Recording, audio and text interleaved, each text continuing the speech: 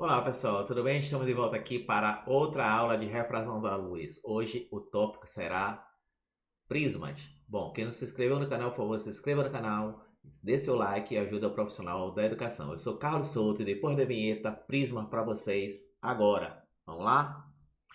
Bom pessoal, eu tenho aqui prisma óptico é a associação de dois dióptros planos, cujas superfícies dióptricas não são paralelas. Veja que essa face aqui, ó, do prisma não é paralelo a essa. Na aula passada nós vimos lâminas paralelas em que as faces eram paralelas. Agora as faces não são paralelas. Então vamos supor que o raio incide pelo meio 1 no prisma e sai aqui, depois de atravessar o prisma, nesse sentido aqui, ok? Então aqui, ângulo de incidência, sofre uma refração, essa refração atravessa todo o prisma, quando chega aqui ele passa a ser o ângulo de incidência na segunda face e sai refratado para o mesmo meio, considerando o meio 3 igual ao meio 1, como se fosse um prisma introduzido no ar. Então eu posso dizer que normalmente o meio 1 e 3 serão iguais. Por exemplo, um prisma de vidro no ar. Então nós temos o ângulo de incidência, aqui é uma normal, o ângulo sofreu um desvio, bom, se aproximou da normal aqui, depois chegou aqui, incidiu, depois se afastou da normal, ok? Considerando que o índice de refração do prisma é maior do que do meio externo, onde o meio externo, o meio 1 e o meio 3 são iguais. Aqui é a face 1 e aqui é a face 2 do prisma.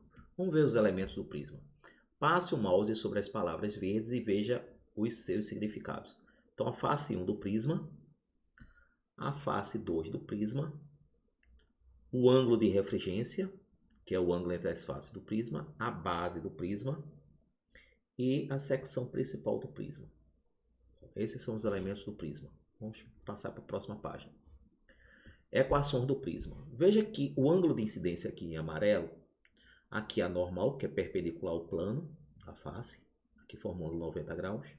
Então, o ângulo de incidência aqui, quando passa do meio menos refringente para o meio mais refringente, veja que o raio se aproximou da normal, né? Porque quando o índice de refração é maior, a velocidade diminui e o raio se aproxima da normal. Aí o raio atravessou todo o prisma. Quando chegou aqui, ele passou do prisma, que tem índice de refração maior, para um meio de refração menor, que é o ar. Então ele se afasta da normal novamente. O prolongamento dessa normal com essa normal aqui vai me dar um ângulo aqui, ó. É isso que eu vou mostrar a vocês. Então, na primeira face eu tenho índice de refração do meio 1 vezes o seno do ângulo de incidência, usar a relação de Snell, né? Snell-Descartes, que nós vimos na primeira aula de refração. Índice de refração do meio 2, que é o prisma, vezes o seno do ângulo de refração na primeira face, que é o R1. Agora, o R2, passando a normal aqui, o R2 passa a ser o ângulo de incidência na segunda face, que é o ângulo que incide a segunda face e vai sair para o ar novamente. Então o I2 passa a ser o ângulo refratado e o R2 o ângulo de incidência na segunda face. Então vai ficar índice de refração do prisma, N2, vezes o seno do ângulo de incidência na segunda face, que é o R2, igual ao índice de refração do ar, novamente, que vai ser o N1, vezes o seno do ângulo de refração, ou também chamado de emergência, I2. Então, eu tenho, como essa abertura aqui, que é o prolongamento dessa normal com essa normal, forma esse ângulo A, esse ângulo de abertura é o mesmo ângulo de abertura aqui do prisma, chamando o ângulo de abertura do prisma. Esse ângulo externo a esse triângulo DEB, um ângulo externo em geometria é a soma dos ângulos internos não adjacentes. Então, o ângulo A é a soma de R1 com R2. Então, ali, no triângulo DEB, o ângulo externo é a soma dos ângulos internos não adjacentes. Então, eu tenho a primeira equação aqui. Bom, outra. O triângulo DEC, temos que o desvio angular, delta, que é o raio de luz sofre ao atravessar o prisma, é dado por I1 mais I2 menos A. Como assim? Olha, o prolongamento aqui desse ângulo de incidência na primeira face e o prolongamento desse raio refratado na segunda face, prolongamento, esses dois pontilhados formam um ângulo aqui. Esse ângulo delta é a soma dos ângulos internos aqui, esse ângulo aqui e esse ângulo aqui. Mas esse ângulozinho aqui vai ser I1 menos R1. E esse ângulo aqui, esse ângulozinho aqui, é o I2 menos R2. Vamos ver isso aqui na primeira demonstração e na segunda. Vamos lá. Eu tenho aqui o ângulo de incidência, o ângulo refratado, que quando chega aqui, tocando, passa a ser incidente na segunda fase, e o refratado novamente. Então, dessa matemática aqui, eu vou ter isso aqui. Vamos lá. Demonstração 2. Então, vamos lá. Eu tenho um ângulo de incidência, o ângulo refratado, o ângulo de incidência na segunda fase e o ângulo refratado. Eu vou ter que o ângulo A, abertura, é a soma dos ângulos internos não adjacentes. Então, nós temos exatamente que A é igual a R1 mais R2. Só que o ângulo X aqui é o I1 menos o R1, esse ângulo X, I1 menos R1. Por quê? Porque esse ângulo I1 aqui, ele é esse todo aqui, oposto pelo vértice. Então, isso aqui tudo é a soma do R1 mais o X. Então, eu tenho que o X é exatamente I1, que é o ângulo de incidência, menos R1.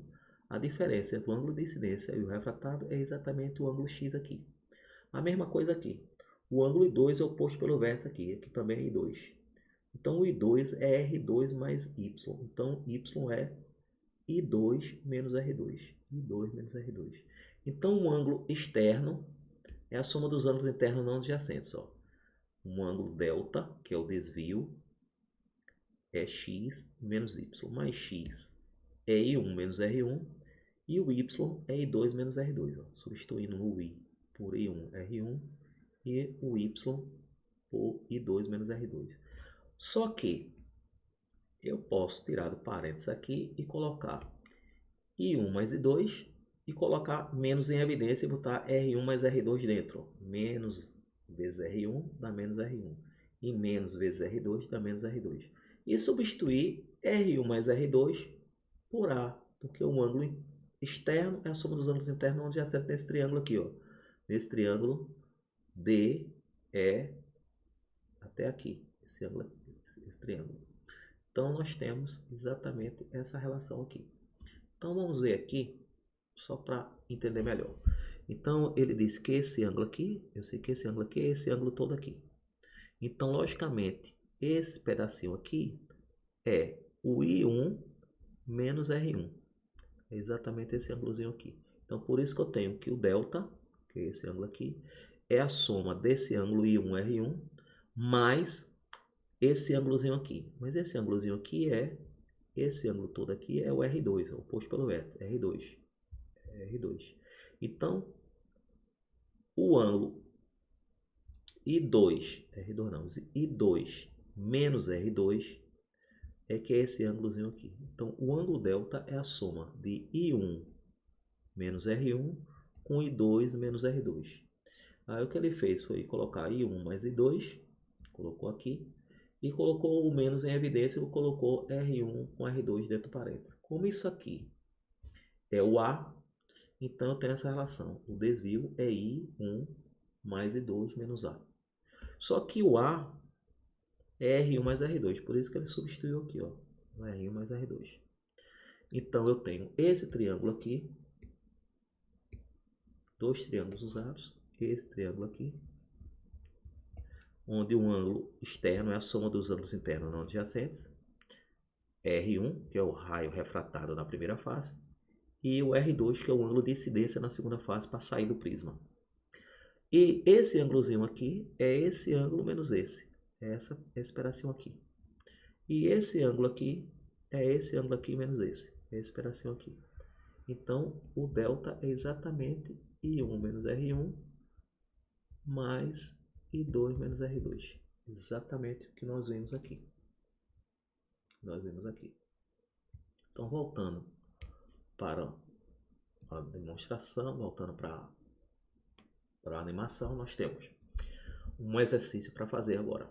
Um raio luminoso incide sobre um prisma cuja secção principal é de um triângulo equilátero. Olha, se a secção principal é um triângulo equilátero, os ângulos de um triângulo equilátero são 60 graus. Então a abertura do prisma vai ser 60 graus. O ângulo de incidência é 60 graus. O índice de refração do prisma, raiz de 3.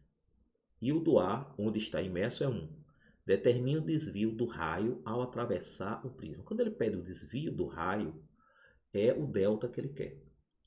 Então vamos lá. O ângulo tem face, que é um triângulo equilátero. Vamos à fórmula. Eu tenho que o delta, que é o desvio, é o ângulo de incidência mais o ângulo de emergência, quer dizer, o ângulo que entra no prisma e que sai do prisma, menos a abertura lateral do prisma. Então vamos calcular, usando a primeira face, Snell.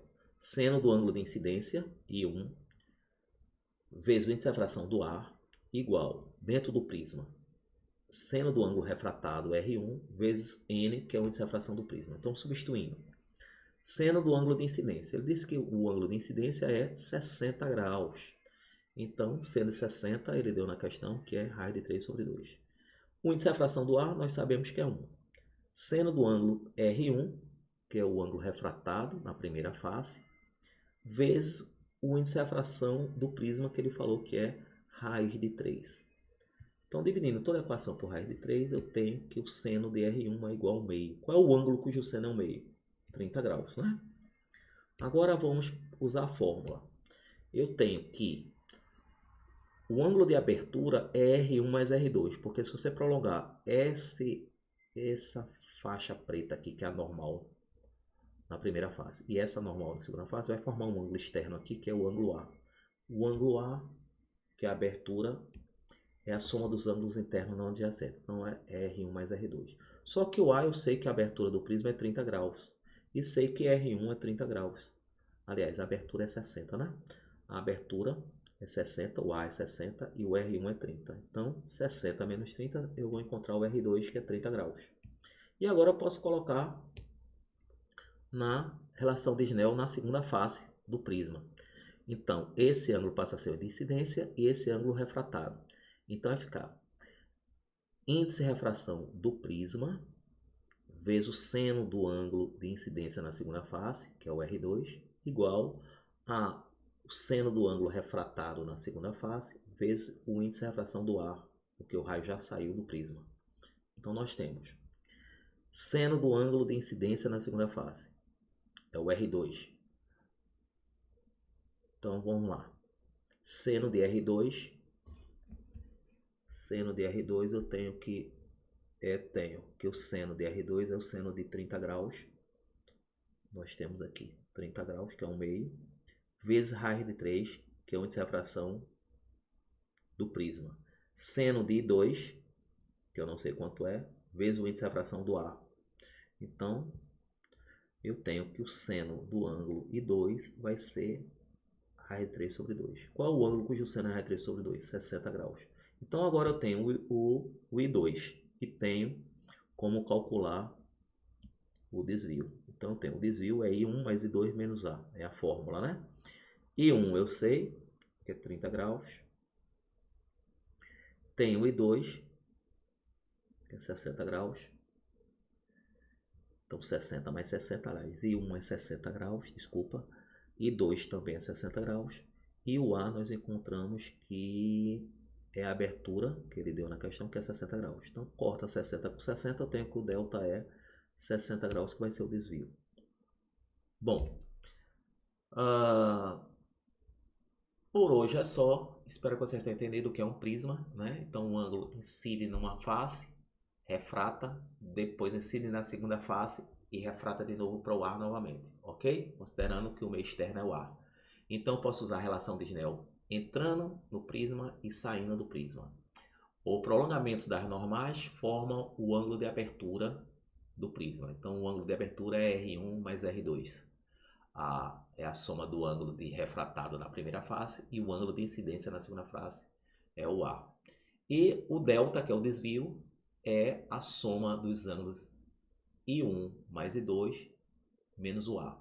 Então, o delta, que é o desvio, é I1 mais I2 menos o A, onde A é a abertura do prisma. Bom, na próxima aula nós vamos ver